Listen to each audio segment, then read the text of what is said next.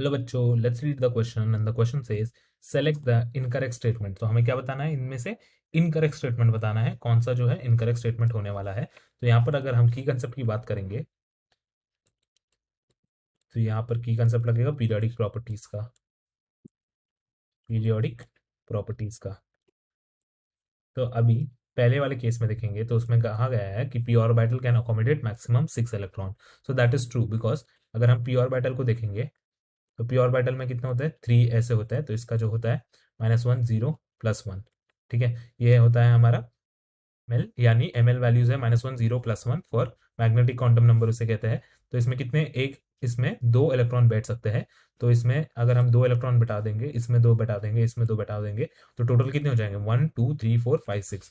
Therefore it can occupy 6 maximum electrons. Similarly S में कितने होते हैं, 2, देन पी में 6, डी में 10, एफ में 14, etcetera etcetera. So this basically follows 2n electron rule, यानी जितने नंबर ऑफ ऑर्बिटल्स होंगे यहाँ पर उतने ही वैल्यू होगा एन का। तो यहाँ पर 3 है तो 2 इंटू 3 कितने हो जाएंगे, total 6 electrons will be maximum occupying the P orbital. तो ऑप्शन ए जो है इनकरेक्ट स्टेटमेंट बताना है, तो ये तो करेक्ट स्टेटमेंट है, तो ये इससे हम काट देंगे। सेकंड में दिया है हमें Na ionisation enthalpy 1, then Na plus ionization enthalpy 2, Na2 plus ionization enthalpy 3. The correct order of ionization energy is IE2 greater than IE3 which is greater than IE1. तो इस केस में क्या हो जाएगा, बेसिकली हम बात कर रहे हैं सोडियम आयन की।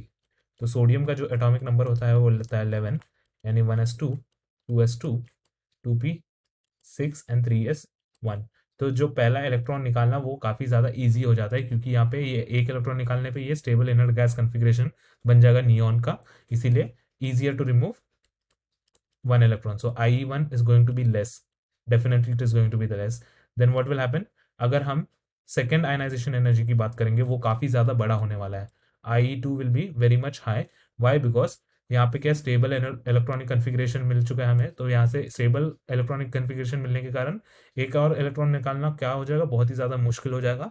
तो उसमें हाई एनर्जी हमें प्रोवाइड करना पड़ेगा। तो उसमें क्या हो जाएगा, IE2 का वैल्यू जो है वो काफ़ी बड़ा हो जाएगा। और जब हम I3 की वैल्यू की बात करेंगे, यानी 2p5 होने के बाद एक और इलेक्ट्रॉन निकालना हो, तब वो तो इस केस में उससे भी ज़्यादा हो जाएगा, IE2 से भी ज़्यादा हो जाएगा, क्योंकि यहाँ पे ये जैसे जैसे अंदर की तरफ जाएंगे हम, तो ये क्या है, इफेक्टिव न्यूक्लियर चार्ज इंक्रीज होता है। तो इफेक्टिव न्यूक्लियर चार्ज को ओवरकम करके एक और इलेक्ट्रॉन निकालना काफ़ी ही डिफिकल्ट हो जाता है, इसीलिए I3 वैल्यू जो है वो काफ़ी ज़्यादा बड़ा हो जाएगा। तो ये होता है कुछ हंड्रेड्स के ऑर्डर में, ये होता है 4000 के ऑर्डर में, और ये होता है 6000 के ऑर्डर में। तो हम देख सकते हैं कि कितना ही ज़्यादा डिफरेंस है। और यहाँ पे दिया IE2 is greater than IE3, so IE2 is actually smaller than IE3, इसलिए ये क्या हो जाएगा, इनकरेक्ट हो जाएगा। और इनकरेक्ट होने के कारण ये हो जाएगा हमारा सही आंसर। थर्ड वाला दिया है कि xenon is a noble gas. Xenon जो होता है वो होता है एक नोबल गैस, क्योंकि इसका अगर हम इलेक्ट्रॉनिक कन्फिग्रेशन देखेंगे विद, पहले तो एटॉमिक नंबर देख लेंगे 554, ठीक है, 54 जो होता है इसका इलेक्ट्रॉनिक कन्फिग्रेशन होता है। और इसमें एटॉमिक नंबर देखेंगे, एटॉमिक नंबर जो है इसका 54 हो जाएगा। इलेक्ट्रॉनिक कन्फिग्रेशन देखेंगे तो क्रिप्टन का होता है, एंड देन इसमें हो जाएगा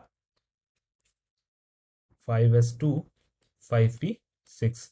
तो ये हो जाता है 5s2 5p6, 8 वैलेंस इलेक्ट्रॉन, यानी नोबल गैस के ये फैमिली में बिलोंग करेगा। तो ये तो करेक्ट स्टेटमेंट हो जाएगा, इसलिए हम इसे काट देंगे। Boron is a non metal, this is actually incorrect statement, because boron की जब हम बात करते हैं ये एक नॉन मेटलॉइड होता है। तो इसका प्रॉपर्टी जो है ना ही मेटल होता है ना ही नॉन मेटल होता है, इन दोनों के बीच में होता है इसका प्रॉपर्टी, इसलिए हम इसे कहते हैं metalloids. And that is the reason this is going to be the incorrect statement, hence this will be our correct answer. So the correct options are B and D. Hope you understood it well. Best of luck.